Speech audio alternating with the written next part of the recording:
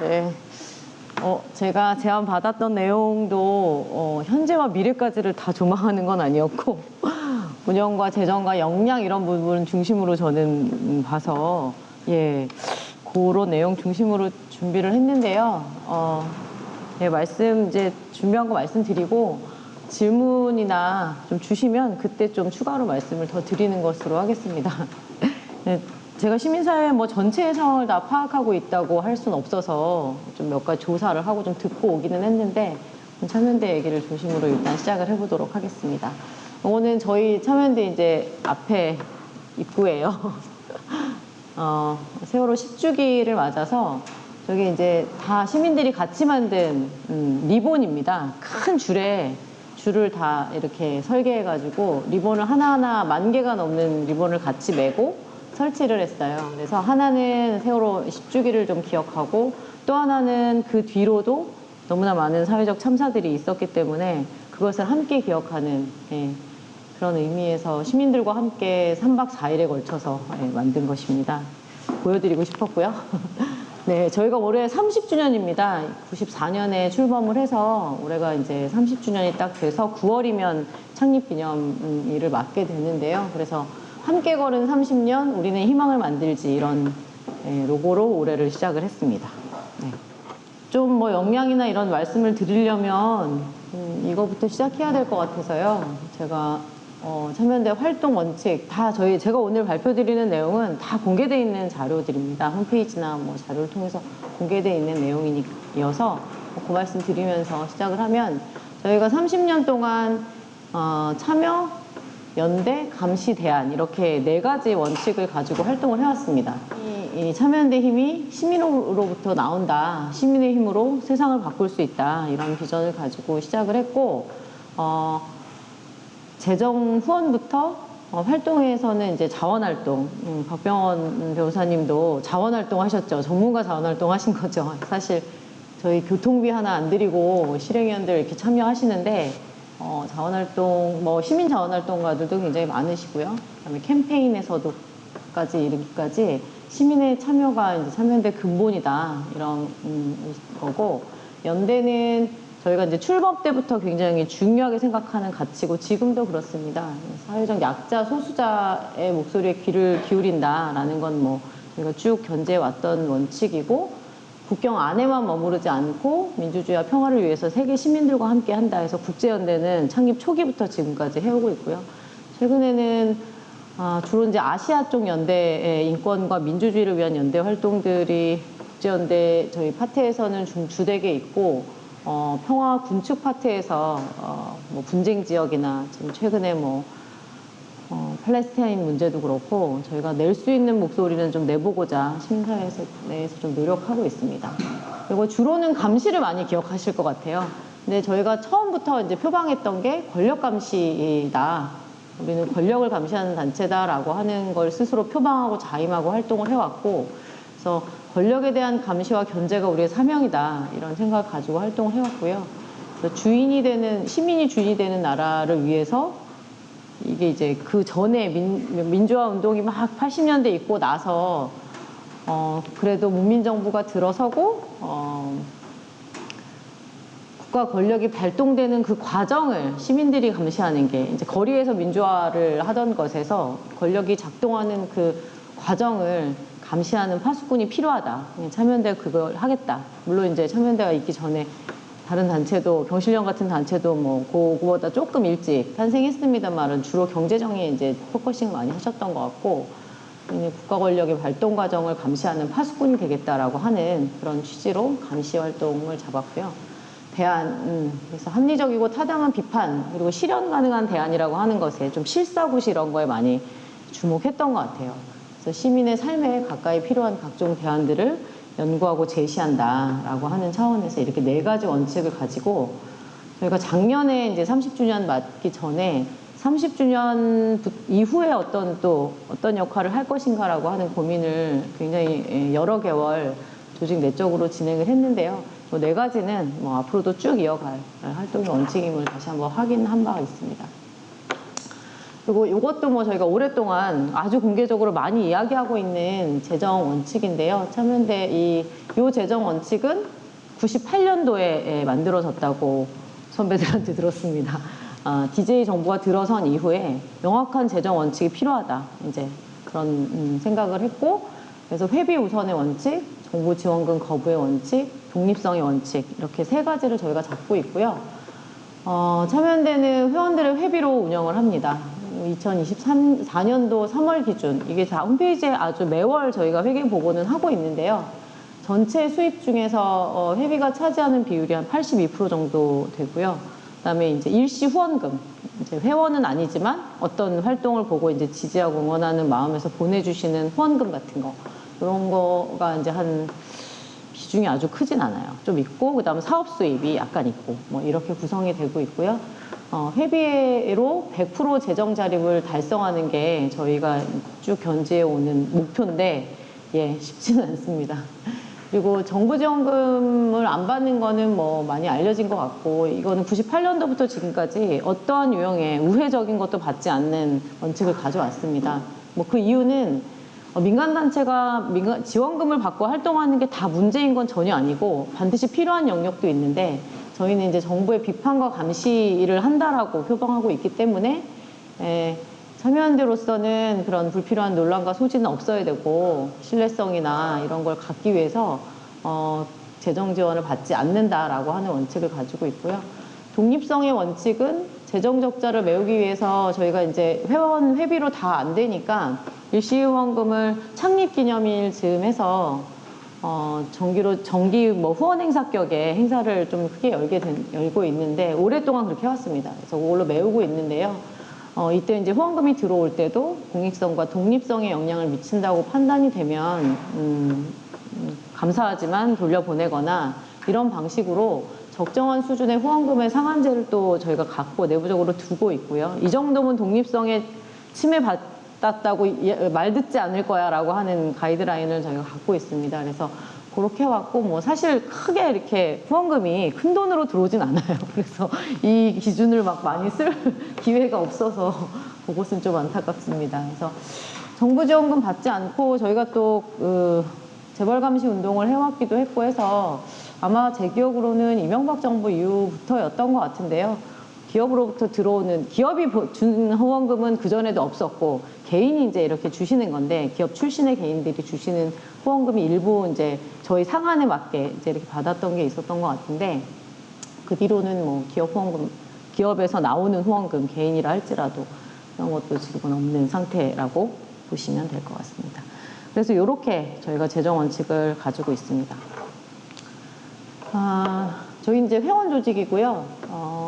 그래서 참여연대의 진정한 배우다, 뭐 파트너다, 든든한 버팀목이다, 이런 표현들을 저희가 많이 하고 있는데, 일단 말씀을 드리긴 할 텐데요. 회원 권리와 의무를 갖고 있고요. 뭐 권리는 운영과 의사결정 참여의 권리가 있습니다. 그래서 운영위원이 되시거나, 또 운영위원회 자문기구격의 회원 모니터단이라는 걸 저희가 2년에 한 번씩 500명씩 구성을 해서 활동에 관련된 평가 의견이라든가 뭐 이후의 계획이나 방향에 대한 뭐 주요한 의견 같은 걸 듣는 설문을 1년에 한 서너 번씩 그 500명 모니터링단에 보내고 듣고, 이걸 운영위원회가, 회원들의 운영위원회가 그걸 또 보고받고 하는 과정들이 있습니다. 그래서 그런 것들에 참여할 수 있는 권리가 있고, 의무는 이제 회비 납부의 의무가 정관에 못 박혀 있고요.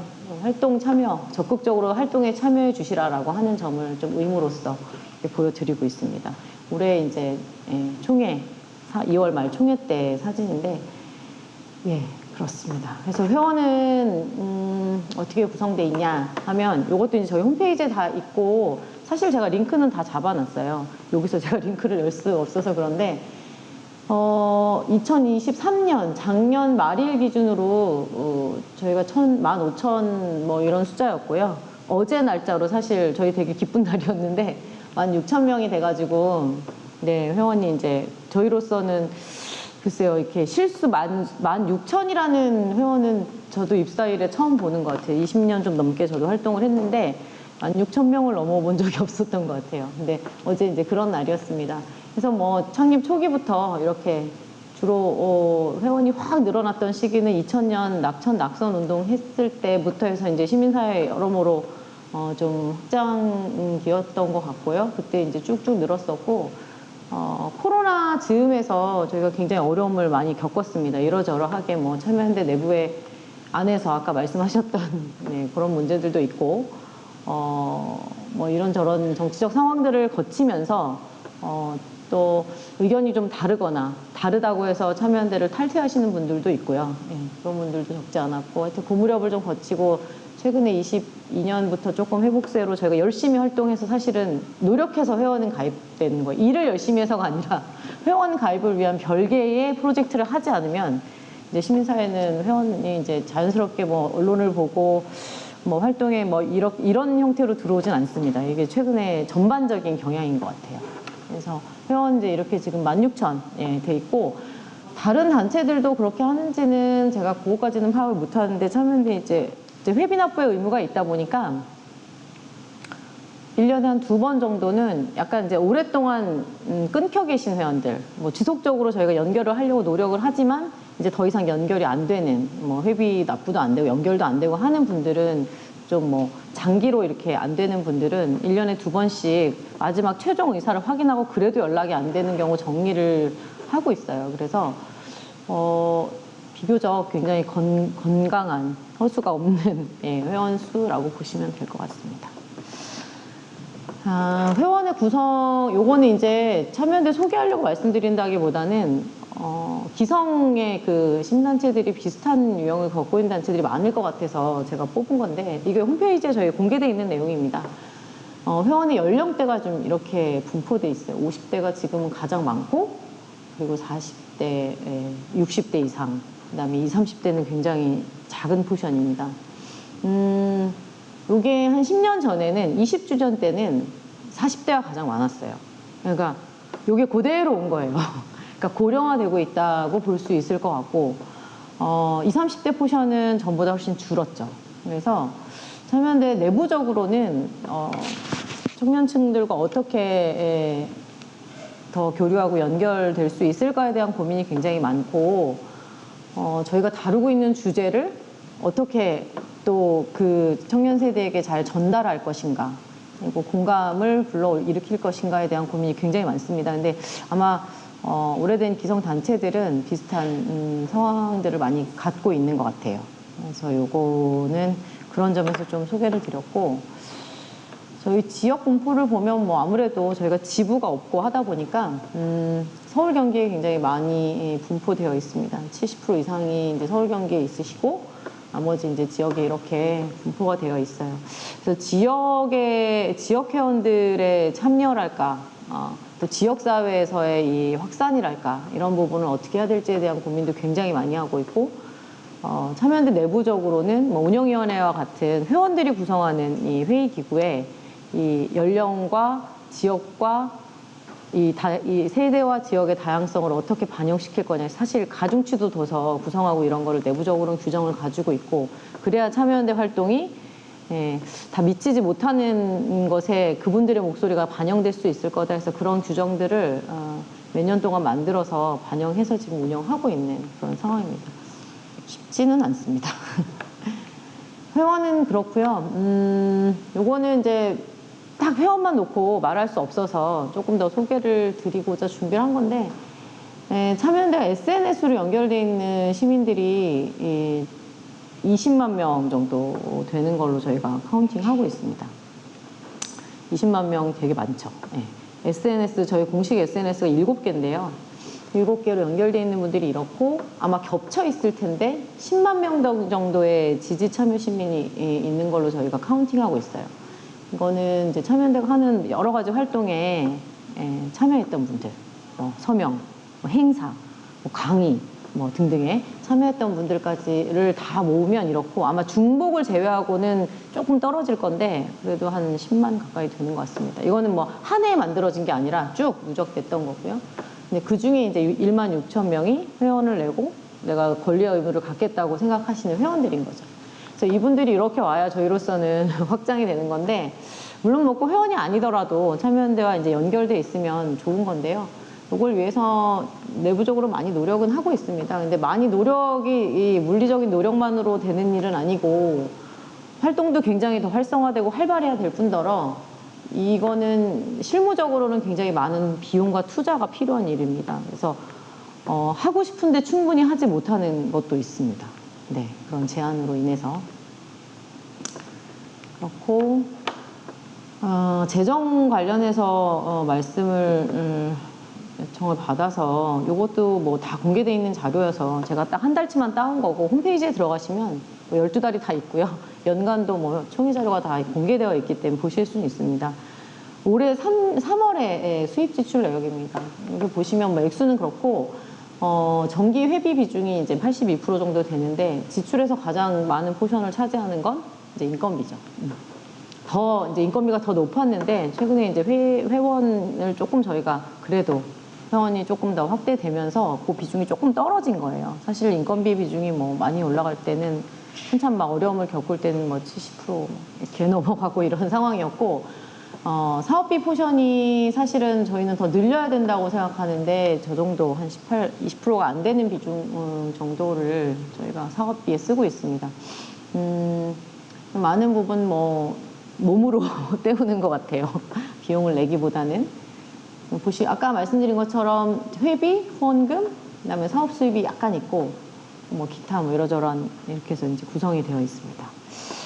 이게 단체들의 노인 상황이 다 비슷할 거예요. 회원 단체는 회비에서 이제 이렇게 많이 할 거고 또 후원금을 좀 폭넓게 모금하는 단체들도 있죠. 기업 후원금도 받고 이런 단체들도 있고 최근에는 프로젝트를 많이 하더라고요. 재단 같은데 프로젝트를 받아서 하는 활동들도 굉장히 많고 최근에 아마 시민사회 브라이언 임팩트인가요? 예, 카카오에서 만든 거기 굉장히 많이 지원하는 걸로 알고 있습니다. 어쨌든 좋은 뜻으로 하는 거여서 근데 수입이 좀 안정적으로 보장이 돼야 그래도 활동가들에게 적정한 처우를 할 텐데 그게 이제 안 되면 이제 어려움을 겪게 되는 거고 인건비 비중이 이렇다고 해도 이제 인건비의 수준이라는 게 저희도 워낙 지금 열악한 상황이어서 그렇습니다. 네. 이제 회원들이 어떻게 참여하고 있는가라고 하는 부분이 단체의 이제 근간을 좀 튼튼하게 하는데 되게 중요한 요소여서 이것도 이제 오늘 말씀을 드려야 되는 부분이라 저희 활동 중심으로 좀 정리를 한 거고요. 회원 조직이다 보니까 회원들이 이제 들어오시면 쭉 그 생애의 주기에서 일단 처음 만났을 때가 가장 중요하고 앞에 한 6개월이 굉장히 서로 중요한 시기라고 하더라고요. 그래서 이건 오랫동안 뭐 해왔던 행사인데 신입 회원들과는 서로 오리엔테이션을 갖는 자리를 갖고 있습니다. 참여연대 탐방 신청해서 오실 수도 있어요. 이건 회원이든 아니든 뭐 얼마든지 참여연대 활동과 시민사회에 대한 이해를 좀 높이기 위해서 학생들도 굉장히 많이 오고 이렇게 열린 자리가 있고 통상적인 회원 행사들이 있습니다. 뭐 총회도 있고 여름 무렵에 회원 캠프 방식의 이런 뭐 좀 즐겁게 지내는 만나서 노는 그런 자리도 있고 송년 모임도 갖고 이건 아주 정기적으로 항상 있는 행사들이고 그다음 참여연대 여러 형태로 자원활동가들도 모집해서 활동에 함께하는 그런 것도 지금도 진행 중에 있습니다. 뭐 유형은 되게 여러 가지인데요. 아예 실행위원 같이 임원으로 참여하셔서 기여하시는 그런 전문가 자원활동도 계시지만 와서 뭐 전화 작업을 함께 한다든지 뭐 발송 작업을 한다든지 번역에 참여한다든지 뭐 이런 등등의 이런 자원활동들도 있고 그다음 자발적인 회원들의 이제 회원 모임, 동아리 같은 건데 취미 모임들도 이렇게 몇 가지가 돌아가고 있습니다. 그리고 어떻게 이들과 소통하냐, 회원들과 소통하느냐 하는 문제는 이제 저희한테 지금도 굉장히 중요한 문제고 화두인데 기본적으로 참여연대 활동을 알리는 여러 가지 메시지들은 주로 이제 채널을 통해서 아주 적극적으로 저희는 최근에는 좀 시도하고 있습니다. 뭘 하고 있는지는 아셔야 되고 그게 이제 널리 뭐 이제 예전처럼 언론에 뭐 보도가 그리고 언론을 그렇게 많이 보지도 않고 그러시다 보니까 저희 채널을 통해서 굉장히 많이 하고 있고 지역별로는 회원 단톡방을 갖고 있는데 한 30여 개 지금 지역 구별로 서울도 구별로는 있습니다. 그래서 한 1000여 명 정도가 여기 들어와 계셔서 일주일에 한 2~3번 정도 소식을 알리거나 연계하는 그런 소통을 진행을 하고 있습니다. 그래서 이렇게 되어 있고 온라인 시민행동들이 생기면 뭐 서명이라든지 어디에 탄원을 올릴 때 뭐 이런 뭐 참여라든지 뭐 이런 등등의 것들은 뭐 온라인 시민행동으로 저희가 아주 일상 수시로 사실 많이 발송을 하는 편이고, 아카데미 느티나무라고 하는 저희 교육기관이 오래전부터 있고, 여기는 부설기관인데요. 시민교육을 담당하는 그런 기구입니다. 그래서 여기서 시민강좌가 되게 다양한 방식으로 있어서, 요거 저희 이번에 봄학기 개강할 때 포스터인데, 한 1년에 한 2, 3천 명 정도는 연인원 강의 수강을 하시는 것 같아요. 되게 다양한 주제로 합니다. 민주주의뿐만 아니라 뭐 책 읽기 모임도 있고,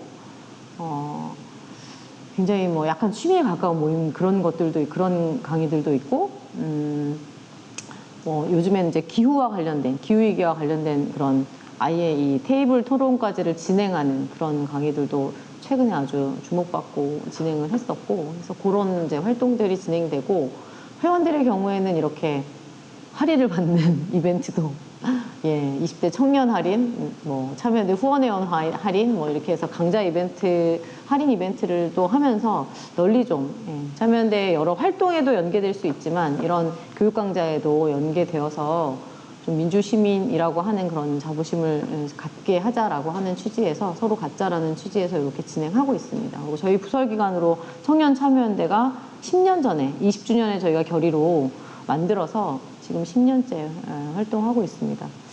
그래서 회원들이 참여할 수 있고 함께 할 수 있는 이런 활동들이 이런 정도로 좀 진행이 되고 있습니다. 근데 아마 회원 조직들도 뭐 환경단체들 중에서 회원 조직들은 그래도 회원 참여 프로그램들이 굉장히 많이 있더라고요. 근데 아마 이런 것들을 많이 만들려면 여기에 또 많은 역량을 투입해야 되는 문제여서 최근에는 코로나 이후에 조금 뜸하긴 했는데, 최근에 다시 이제 만들어 가야 되는 시기인데 단체들이 많은 어려움을 겪고 있다는 얘기를 듣기는 했습니다.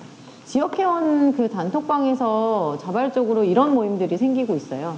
그러니까 이게 최근에 있었던 모임, 선거 직전에 있었던 자리인데, 뭐 얼굴 보고 하기는 어려우시니 줌으로 이제 성남 지역에, 저희 성남 지역 회원들이 단톡방에서 발의해서 참여연대 총선 대응 활동과 관련된 설명을 듣고 싶다, 이렇게 요청이 오는 거죠. 그러면 저희 활동가가 누가 가서 이제 설명을 한번 드리는 거예요. 오프라인 모임이 열릴 때도 있고, 이렇게 줌으로 열릴 때도 있고, 이건 어떤 의미였고, 어떤 활동이었고, 이런 소개를 받는 겁니다. 그래서 아마 이따가도 말씀드리겠지만, 여러 이제 한국 사회 여러 일들을 겪고 거치면서 시민들이 많이 자력화되어 있고, 참여라고 하는 게 이제 대변형 단체의 기대에서만 이제 만족감을 얻기는 어려운, 이제 그렇게 그것으로는 부족한 시대가 왔다고 생각이 되고요.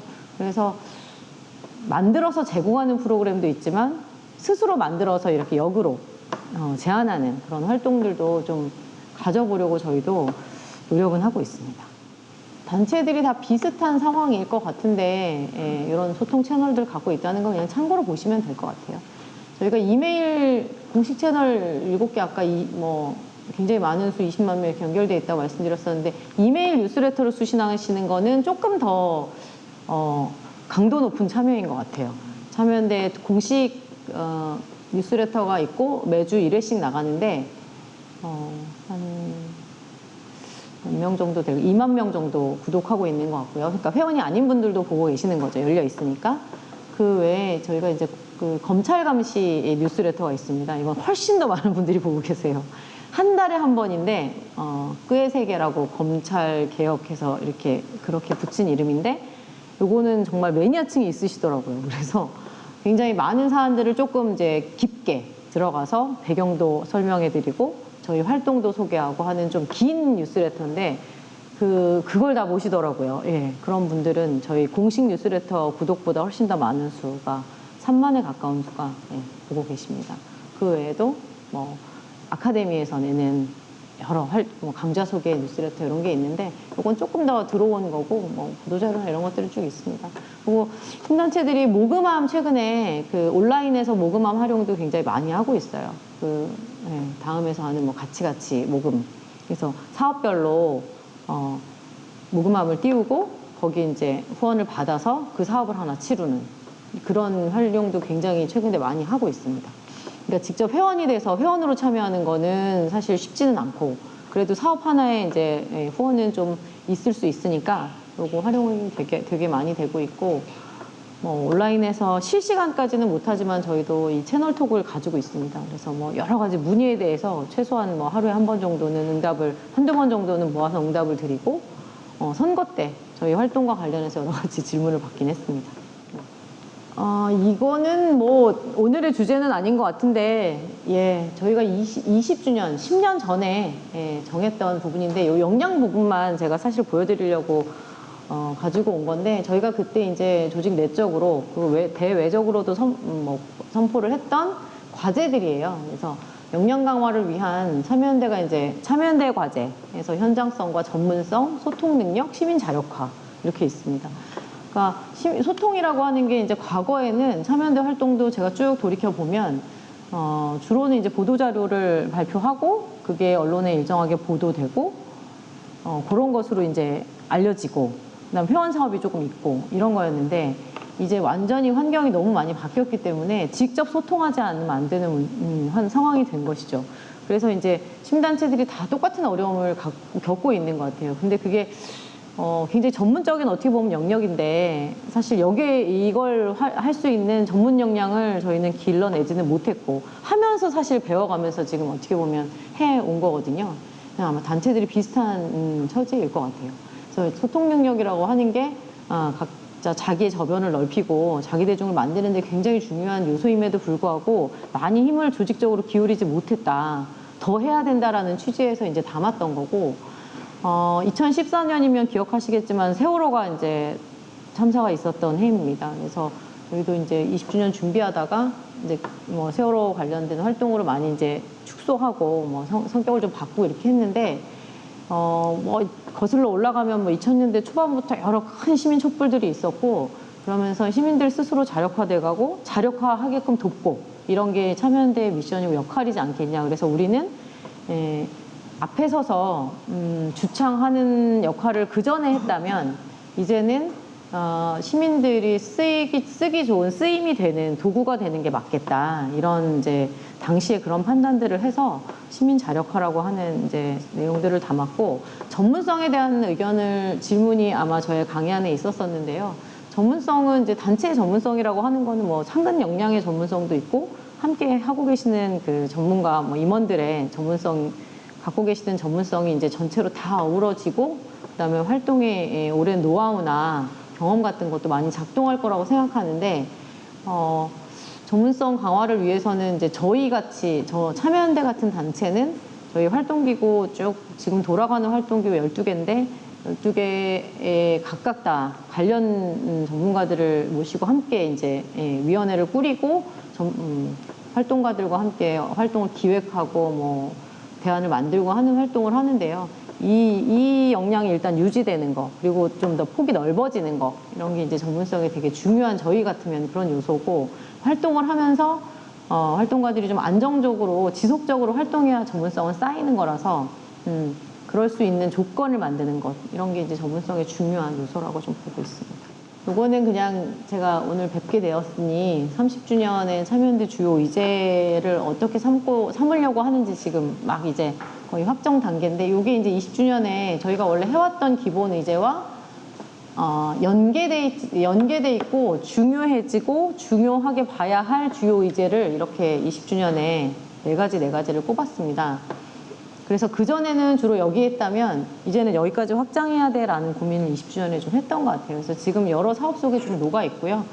30주년에는 여기에 이미 이제 활동이 조금 어느 정도 저희가 목표했던 그 분야에서의 좀 달성된 것도 있고, 우선순위가 좀 바뀌는 것도 있고, 이런 것들을 고려해서 이거를 기반으로 하되 5가지 주요 의제를 이렇게 삼고 있습니다.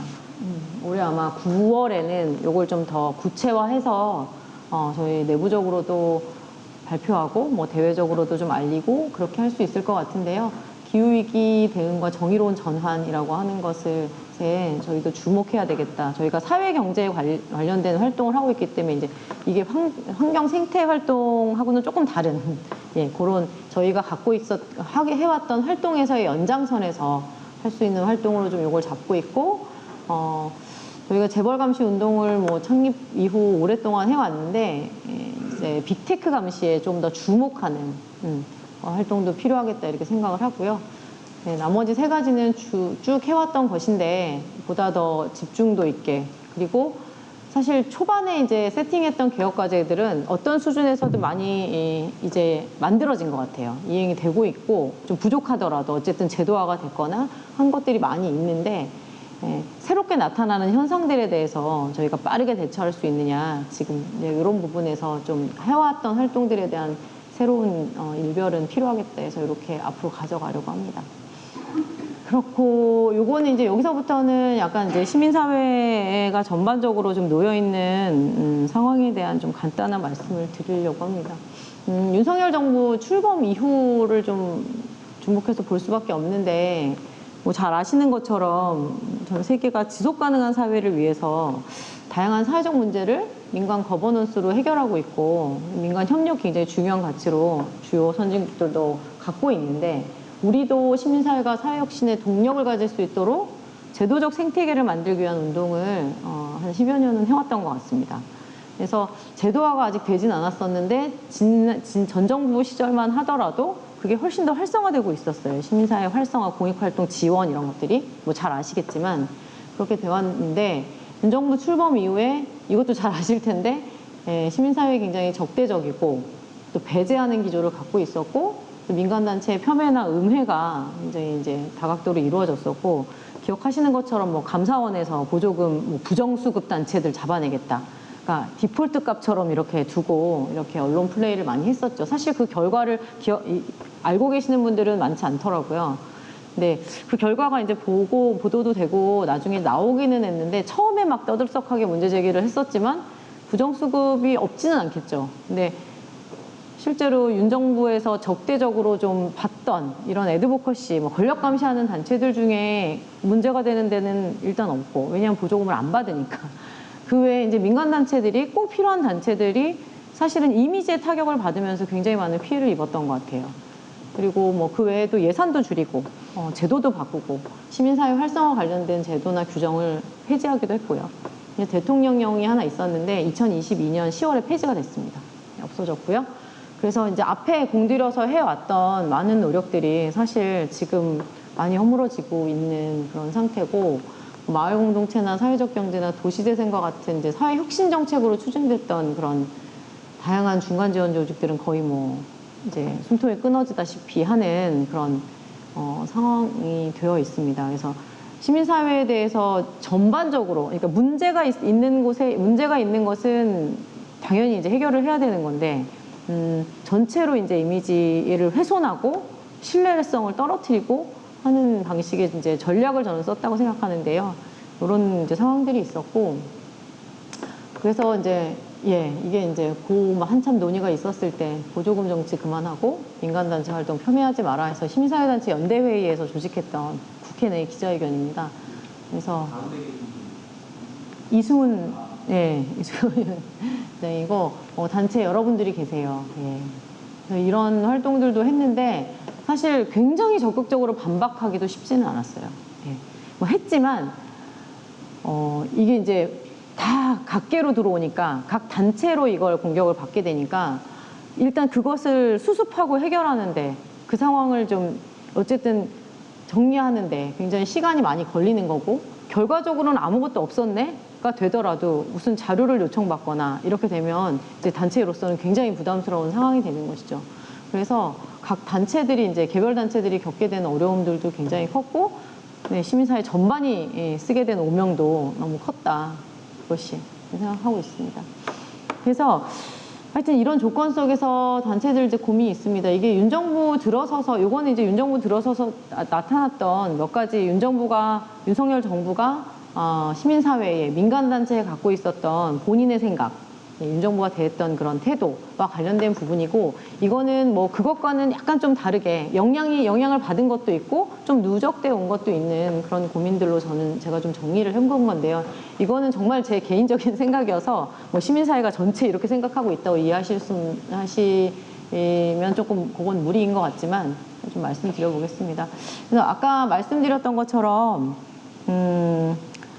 여러 이제 이 정치 사회의 변화들이 있고 시민들도 굉장히 스스로 많이 참여하는 그런 자력화된 시민들도 굉장히 많이 생겼고 지금 아마 각 그 정당들의 당원 수가 굉장히 지금 많잖아요. 제가 기억하기로는 국민의힘도 책임 당원이 한 80만 정도 된다고 언론 보도를 봤던 것 같고 더불어민주당도 권리당원이 한 250만? 여기까지 제가 보도를 봤던 것 같아요. 그리고 뭐 최근에 만들어진 정당도 막 당원 가입이 굉장히 많고 그래서 직접적으로 정치에 참여해서 거기서 더 적극적으로 목소리 내는 시민들이 굉장히 많아졌고 저희같이 이제 좀 대변형 운동을 대변형 기구라고 하는 걸 표방하고 시작한 단체들의 입장에서는 꼭 대변형 운동에 기대지 않고 내가 직접 이야기하고 참여하겠다라고 하는 이제 시민들의 욕구는 계속 더 커지고 있다. 뭐 그런 건 있고요.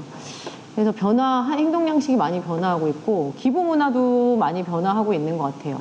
그러니까 내가 이 단체의 일원이 될 거야라고 생각하시는 이제 세대들이 과거엔 좀 그랬다면 최근 경향들은 주로 지원하는 어떤 사업에 내가 공감하는 사업에 지원하는 방식으로 그런 기부 문화도 많이 바뀌어가고 있다고 하더라고요. 최근에 젊은 세대들은 그런 부분도 있고 2030 세대의 관심사도 또 굉장히 다른 것 같습니다.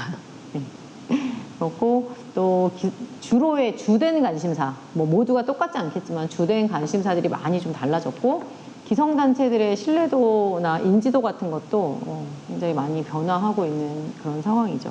뭐 그 사이에 있었던 많은 일들이 있었죠. 예. 여러 가지 일들이 있었지만 뭐 그런 것들의 결과로 이렇게 환경이 많이 변화했다 이렇게 생각이 되고 제가 연대회 소속단체는 연대회 사이트를 걸어놨습니다. 나중에 링크 다 확인해 보시면 되는데 360개 지금 확인되고요. 뭐 권력감시 저희는 이제 권력감시 단체로 분류되는데 뭐 환경, 여성, 교육, 인권, 청년, 장애, 평화, 통일 등 다양한 분야의 단체들이 전국에 있습니다. 시민사회는 아까 이제 보신 것처럼 잘 아시는 것처럼 뭐 마을 공동체, 사회적 경제 뭐 이렇게 해서 그 영역이 굉장히 많이 커지는 것 같아요. 커진 것 같고 전보다 더 커졌다 이렇게 보는데 기존에 이제 있던 단체들은 여러 어려움에 좀 직면하고 있는 건 사실입니다. 인력이나 재정이나 역량이 취약해지는 상황은 좀 부인할 수 없을 것 같아요.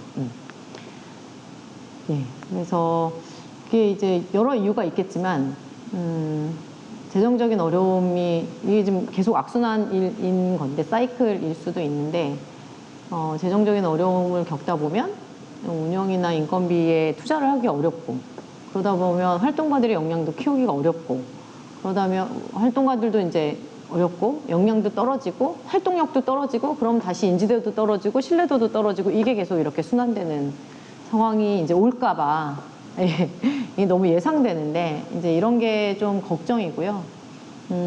기본이라고 하는 이제 주로는 활동에 많은 투자를 단체들은 하죠.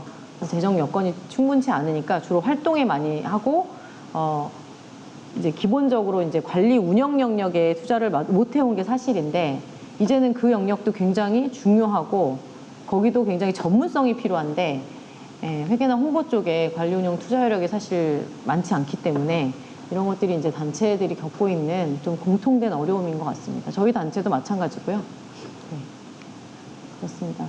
그래서 이거는 제가 그냥 생각해보고 좀 들어봤던 거를 넣은 건데 당장 도움될 것들 도움이 된다면 그러니까 시민단체들의 필요성, 의미 이런 것에 대한 사회적 환기나 이런 게 좀 필요한 것 같아요. 근데 단체들 각자들은 뭐 자기 단체 활동을 소개하고 홍보하면서 하고 있는데 전체로 시민사회, 뭐 시민단체, 민간단체 그러니까 어떤 의미를 갖고 있는지에 대한 한국 시민사회 이해는 굉장히 높지 않은 것 같고 과거에 비해서 그래서 그런 걸 좀 회복하는 과정들이 필요할 것 같고 회원 가입이나 후원하기 운동 같은 게 벌어지면 좋겠다 이런 생각이 들고요. 또 어쨌든 재정적 어려움이 겪는 단체들이 많고 그건 뭐 과거부터 쭉 있었지만 소액의 프로젝트성 지원 같은 것도 있으면 좋겠다. 뭐 재단들이 있습니다만 더 있으면 좋겠다 이런 생각도 들었고 그 NGO도 이 매니지먼트는 이제 운영 경영을 하는 입장에서 보면, 저도 집행 책임자 입장에서 보면 이런 교육을 차분히 받고 할 수 있는 기회는 없었던 것 같아요. 이제 주로 도제식으로 보고 배운 건데, 환경이 많이 바뀌고, 이건 좀 약간 교육이 저는 필요한 것 같아요. 교육도 필요하고, 현실에서 겪는 어려움에 대해서 이제 저희도 연대회의 내에서는 단체 처장들이 모이면 각자 단체에서 갖고 있는 어려움들을 이제 허심탄회하게 얘기하고 이런 기회들이 많이 있는데, 그거는 이제 약간 소외나 뒤풀이 같은 거고, 그것보다도 조금 더 한 단계 높은 수준의 그런 교육 같은 게 좀 있으면 좋겠다. 아주 없는 건 아니지만, 뭐 NPO 지원센터 같은 데서 만들고 조금씩 하고는 있는데, 조금 더 본격화되면 좋겠다 이런 생각이 들고요. 그다음에 여러 세대가 이제 활동을 같이 하게 된 참여연대만 하더라도 지금 30년이 됐고, 저희 내부에는 30년 된 활동가가 있습니다. 네, 창립 멤버가 계세요. 뭐 아주 소수 남아 계시지만 계시고, 지금 이제 막 입사하는 대학 졸업하고 뭐 혹은 아주 이제 20대 초중반 이런 활동가들도 있는데, 네, 다양한 세대가 다양한 경험을 갖고 한 자리에 모여서 일한다는 게 굉장히 어렵잖아요. 그래서 내부적으로 어떤 이 신뢰를 좀 높이고, 뭐 갈등이 생겼을 때 어떻게 해소할 수 있을까라고 하는 것에 대한 사실 기술적인 스킬도 되게 중요한 것 같고, 이걸 위한 어떤 워크숍 같은 거 이런 것도 해오긴 해왔는데, 뭐 비폭력 대화법이라든가 이런 게 이제 쭉 오랫동안 있었죠. 근데 이제 그것들이 여력이 없으면 주로 이제 우선순위에 두기가 어려워요. 그래서 이런 것들이 좀 지원이 되면 좋겠다. 많은 단체들이 뭐 또 겪고 있는, 한편에서 겪고 있는, 아주 내부적으로 겪고 있는 어려움 중에 하나이지 않을까. 이렇게 어려움보다는 과제이지 않을까 이런 생각이 들고요. 재무회계나 홍보 마케팅 교육은 정말 꼭 필요한 것 같고, 교육을 넘어서 여기에 이제 일을 해주실 분들이 정말 지원되면 너무 좋겠다 이런 생각도 들어요. 저는 참여연대 되게 애먹고 있습니다. 사롱구 하려고. 그리고 공익활동 활성화를 위한 제도적 기반 마련, 이거는 뭐 단체들이 노력해야 될 부분인 것도 있는데, 사회적으로 이 단체의 활동에 대한 의미나 중요성에 대한 환기가 된다면 이거는 이제 이후에 따라올 일인 것 같고, 뭐 이 정부 안에서는 이루어질 리가 없는 활동이어서 과제로서 있지 않을까, 여기까지 좀 생각을 해봤습니다. 예, 일단 제가 준비한 거는 여기서 마치고, 혹시 질의응답 있으시면 추가로 더 말씀드리도록 하겠습니다. 예, 고맙습니다.